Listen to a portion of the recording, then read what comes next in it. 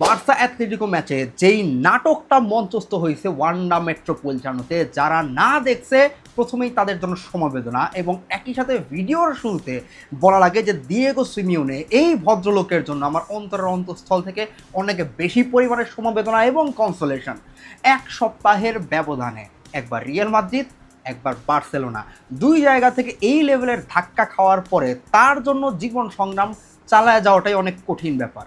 ভদ্রলোক জান প্রাণ দিয়ে তার দলকে সাজাইছে, ভালো ফাইট দিছে, একটা ফেভারেবল পজিশনেও ছিল এবং শেষ পর্যন্ত কোনো জায়গা থেকেই ভালো রেজাল্ট বের করতে পারে নাই। এবং লিগে এখন যে অবস্থা, it is safe to say যে Atletico Madrid out of the race, because বার্সার সাথে অলরেডি 4 পয়েন্টের ডিফারেন্স ক্রিয়েট হয়েছে। একই সাথে বার্সা কিন্তু হাতে একটা এক্সট্রা গেম রয়ে গেছে, যদি বার্সা সেটা জেতে তাহলে সেম অ্যামাউন্টের গেম খেলার পরেও বার্সেলোনার সাথে 7 পয়েন্টের ডিফারেন্স তৈরি হবে। এবং অলরেডি 28 গেম উইক চলে গেছে। এই টাইমের মাঝখানে অ্যাথলেটিকো মাদ্রিদের খুব একটা সম্ভাবনা আমি দেখি না যে আবার তারা এই জায়গাতে টাইটেল রেসে ফিরে আসতে পারবে। সো চ্যাম্পিয়ন্স লিগের বাইরে, লা লিগাও শেষ, এই রকম একটা সিনারিওতে দিয়েগো সিমিওনের জন্য সমবেদনা না জানাইলেই না। কিন্তু কথা হইতেছে এইরকম সিচুয়েশন কেমনে তৈরি হইল? গতকালকে ম্যাচের 70 মিনিট যাওয়ার পরেও অ্যাথলেটিকোর স্কোর লাইন ছিল অ্যাথলেটিকোর 2, বার্সেলোনা 0। এবং পরবর্তী 20 মিনিটে কোন লেভেলের নাটক, কোন লেভেলের ধামাকা হইলে সংবাদ সম্মেলনে, ম্যাচ শেষ করে সংবাদ সম্মেলনে বসে দিয়েগো সিমিওনে একদম ডিপ্রেসড একটা ফেস নিয়ে প্রথমেই বলে যে এই মুহূর্তে বার্সেলোনা সেরা team, they are the best team in the world right now, এবং তারা সবচেয়ে সেরা ফুটবলটা খেলতেছে।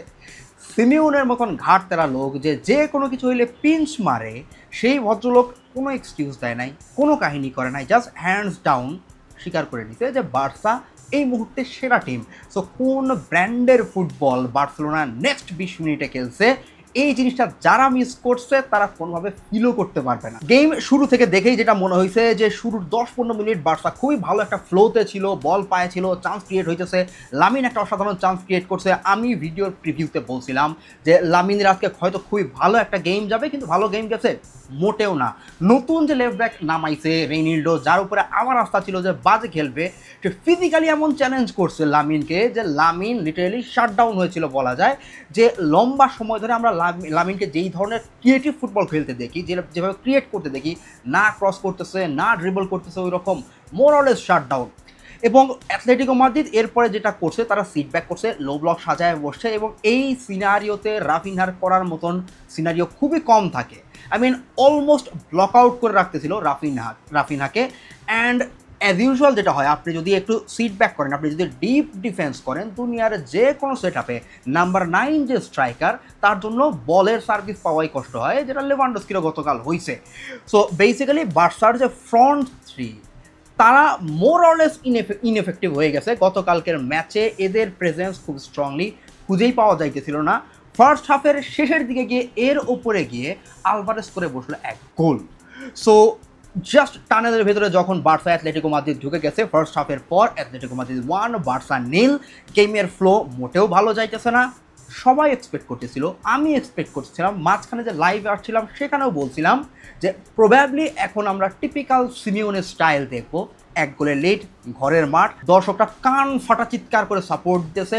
টিপিক্যালি একটা বাস পার করে বাকি 45 মিনিট সিমিওনে কাটায় দিবে, ম্যাচের রেজাল্ট বের করে নিয়ে আসবে, কোনো চান্স নাই। কিন্তু না, সারপ্রাইজ অ্যাথলেটিকো মাদ্রিদই দিয়েছেন না। তারা বাস পার্ক করার দিকে অনেক মনোযোগ দেয় নাই, তারা বরঞ্চ উল্টা বার্সা যে ডেসপারেট ফুটবল খেলতেছে 1-0 পিছায় থাকার কারণে, এবং এই জায়গাতে বার্সার স্পেসের সুযোগ নিতেছে, কন্টিনিউয়ালি অ্যাটাক করতেছে। এবং এর মাঝখানে যেটা হইলো, টিপিক্যাল ভূত বার্সার নাইটমেয়ার সরলট লম্বা দানব নামায়া দিছে। এর আগে 2বার নামছে, 2বার গোল করছে বার্সার এগেইনস্টে, আজকে 3বার নামলো, 3বার আরও একবার গোল। 70 মিনিটে ঘুরে ফিরে সেই সরলতের গোল এবং 2-0 ডাউন। বার্সার খেলা যেটা বললাম যে খুব কুইক পাস করে ফেলতেছে, ফাইনাল থার্ডে গিয়ে ওই স্থিরতা নাই, হুটহাট মনে হচ্ছে রেজাল্ট বের করে নিয়ে আসতে চাইতেছে। তো মিস পাস, অনেক বেশি তাড়াহুড়া, একই সাথে বল সার্কুলেশনের স্লোনেস, যে কারণে বলটা জেতার পরেও যখন তারা অ্যাটাক কনস্ট্রাক্ট করবে, অ্যাথলেটিকো মাদ্রিদ অলরেডি তাদের ডিফেন্সিভ শেপ মেনটেন করা শেষ, যেই কারণে বার্সা ইফেক্টিভ হয়েই উঠতে পারতেছিল না। And then happened the last 20 minutes. যখন কোনো কিছুই পক্ষে যাইতেছিল না, ঠিক সেই মুহূর্তে ইনিগো মার্টিনেজের ক্রস, লেভানডস্কি খুব একটা ফেভারেবল পজিশনে পায় নাই, বাট বলটা রিসিভ করে যে ফিনিশটা দিছে, that is the example of prime striker. একজন এলিট স্ট্রাইকার তার মাসল মেমোরি থেকে এই টাইপের রিয়াকশন দেয়, ফুললি ব্যালেন্স না, একদম ফেভারেবল কোনো পজিশনও না, কিন্তু এইখান থেকে শট নিছে একটা গোল। এই একটা গোল পুরা খেলার কমপ্লেকশন চেঞ্জ করে দিচ্ছে। রক্তের গ্রান পাইলে যেরকম হাঙ্গর মাতাল হয়ে যায়, বার্সার সিনারিও ছিল তাই। গেম বিল্ড আপ ভালো হইতেছে না, খেলা মোটেও ভালো হইতেছে না, কন্টিনিউলি অ্যাথলেটিকো মাদ্রিদ অ্যাটাক করতেছে ব্যাক লাইনে। এরপরেও একটা গোল পাওয়ার পরে all on sudden Barca completely turned on and then arrive the shark, যাকে নিয়ে অনেক বেশি ট্রল যাই করা হোক না কেন, ফেরান তোরেস হ্যাজ ডেলিভার্ড। রাফিনহার ক্রস আজকে খুব একটা ভালো ম্যাচ চায় নাই রাফিনহার, তারপরে দুইটা অ্যাসিস্ট রেজিস্টার করছে, অ্যান্ড যে ক্রসটা দিছে ফেরান তোরেসের finishing, that was tremendous.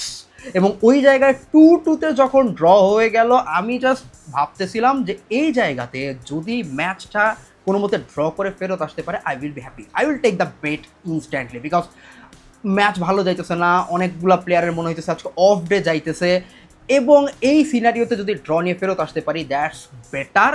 But না, লামিন ইয়ামাল তার মনে হয়েছে এনাফ ইজ এনাফ, আমি গোল করব এবং সেটা ব্যাঙ্গার গোল হবে ডি বক্সের বাইরে থেকে, লং রেঞ্জার শট, অ্যান্ড ওব্লাক জাস্ট তাকায় দেখতেছে, he has absolutely nothing to do. And extra মিনিটে গিয়ে এই গোলটা দেওয়ার পরে the whole scenario completely erupted and everything is changed. ম্যাচটা ছিল more or less about the instant moment, এমন না খুব ভালো একটা ফেজ ডমিনেট করে ধীরে ধীরে বিল্ড আপ করে বার্সা চান্স ক্রিয়েট করছে, না, হঠাৎ করে জাস্ট একটা শট, হঠাৎ করে একটা ক্রস, হঠাৎ করে একটা individual brilliant moment, and then the result came out. 3-2 যখন বার্সা আগায় গেছে, এরপরে গেম ওয়াজ বেসিক্যালি ডান। এরপরেও ফেরান তোরেস আরও একটা গোল করছে, অ্যান্ড এই পুরা ম্যাচের রেজাল্ট বের করে আনার ক্ষেত্রে ফ্লিকের ক্রেডিট অতীব অবশ্যই যেই জায়গায় প্রাপ্য। আমার অনেক বেশি নজরে পড়ছে যেই জায়গাটা, সেটা হচ্ছে এক সাবস্টিটিউশন, যে এই সিজনে ফ্লিকের সবচাইতে বড় দিক যেটা, সে তার গেম ম্যানেজমেন্ট নিয়ে খুব একটা রিজিড না, অনেক বেশি ফ্লেক্সিবল। যখনই মনে হবে যে রিস্ক নেওয়া যায়, সে রিস্ক নিয়ে নিবে। এবং খেয়াল করেন কালকের ম্যাচে যখন বার্সা ভালো খেলতেছিল না, অলমোকে তুলে নিছে, কাসাডোকে তুলে নিছে, নামাইছে কারে, Eric Garcia, Ferran Torres. Now look at the scenario, যখন আমরা অলমোরে তুলে নিলাম, কাসাডোকে তুলে নিলাম এবং নামাই দিলাম ফেরান তোরেস এবং এরিক গার্সিয়াকে, মিডফিল্ডের দৃশ্য কি তখন? মিডফিল্ডে তখন পেদ্রি অ্যান্ড তার সাথে Eric Garcia. Can you even imagine যে এরিক গার্সিয়া অ্যান্ড পেদ্রি মিলে বার্সার মিডফিল্ড হোল্ড করতেছে? এরিক গার্সিয়ার এইটা ন্যাচারাল পজিশনও না, তো কোন লেভেলের রিস্ক এই জায়গাতে ফ্লিক নিছে, অ্যান্ড এই জিনিসটা অতীব অবশ্যই কাজে দিছে। যেই জায়গাতে আমরা সবাই এক্সপেক্ট করতেছিলাম, আমিও এক্সপেক্ট করতেছিলাম যে লেভানডস্কির ম্যাচ ভালো যাইতেছে না, ফেরান তোরেসকে নিয়ে আসতেছে, তার মানে লেভানডস্কিকে উঠায় নিবে, কিন্তু না, লেভানডস্কিকেও রাখছে, ফেরানকেও রাখছে, সো অ্যাটাকিং আউটপুট বাড়ায় দিছে। সো সাবস্টিটিউটের সাথে সাথে সেকেন্ড যে ব্যাপারটা আসে সেটা হচ্ছে গিয়ে তার এই ট্যাকটিক্যাল শিফট। খেয়াল করে দেখা যাবে যে বেসিক্যালি ফ্লিক ওয়াজ গ্যাম্বলিং, অনেক বড় একটা জুয়া খেলছে যে আমি অ্যাটাকিং ফায়ার পাওয়ার আরও বাড়ায় দিব, এবং এর ফলে ব্যাকলাইনে কিন্তু গ্যাপ তৈরি হয়েছে, অ্যাথলেটিকো মাদ্রিদ অ্যাটাকও করতেছিল। সরলত আরও একটা চান্স পাইছে বাট ফিনিশ করতে পারে না, এবং এই টাইপের চান্স বেশ কয়েকবার ক্রিয়েট হয়েছে, অ্যাথলেটিকো মাদ্রিদ অ্যাডভান্টেজ নিতে পারে নাই। বাট ফ্লিক তার গ্যাম্বল খেলে গেছে যে আমি এখন ঘর সামলাইতে সব এনার্জি দিয়ে দিব না, আমি ম্যাচ জিততে চাই। এবং অনেস্টলি বললে প্রথম যে ম্যাচটা আমরা খেলছি লিগে, ওই জায়গাতেও সেম কাইন্ড অফ অ্যাপ্রোচ ছিল, কিন্তু ওই ম্যাচে কাজ করে নাই। ওই ম্যাচে অ্যাথলেটিকো মাদ্রিদ অ্যাডভান্টেজ দিচ্ছে, গোল করছে, ম্যাচ জিতছে, আমরা ফ্লিকের সমালোচনা করছি কেন লাস্ট মোমেন্টে ডেসপারেট হইলো, কেন আরও একটু ডিফেন্সিভ ফুটবল খেললো না। গতকালকের ম্যাচে এই কাজটা করে নাই, যদিও শেষের দিকে একটা ভালো মুভ দেখছি, খুবই চমৎকার লাগছে, সেটা হচ্ছে আরাউহোকে নামানো। আরাউহোকে যখন রাইট ব্যাকে দিছে, এরপর থেকে অ্যাথলেটিকো মাদ্রিদের গেম ক্লোজ, এরপরে আর সুবিধা করে উঠতে পারে নাই।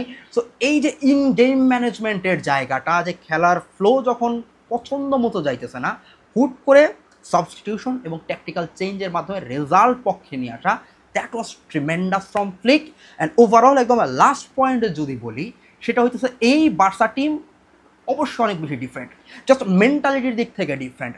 লাস্ট বাজার আগ পর্যন্ত গেম কখনোই ছেড়ে দেয় না। ম্যাচ শেষ করে কুবার্সি বলতেছিল যে আমরা কন্টিনিউয়ালি প্রেস করে গেছি ম্যাচ জেতার জন্য, আমাদের মধ্যে ওই হাঙ্গারটা ছিল যে we are here to win the title. এই যে মেন্টাল শিফট, এই জিনিসটা হচ্ছে যে কোনো গেমে যে কোনো টিমের জন্য একটা বিশাল বড় প্লাস পয়েন্ট।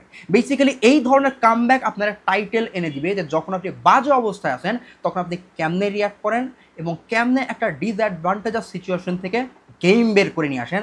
কালকে বার্সা এই প্রপার কামব্যাক দিয়ে অসাধারণ একটা ডিসপ্লে দেখাইছে।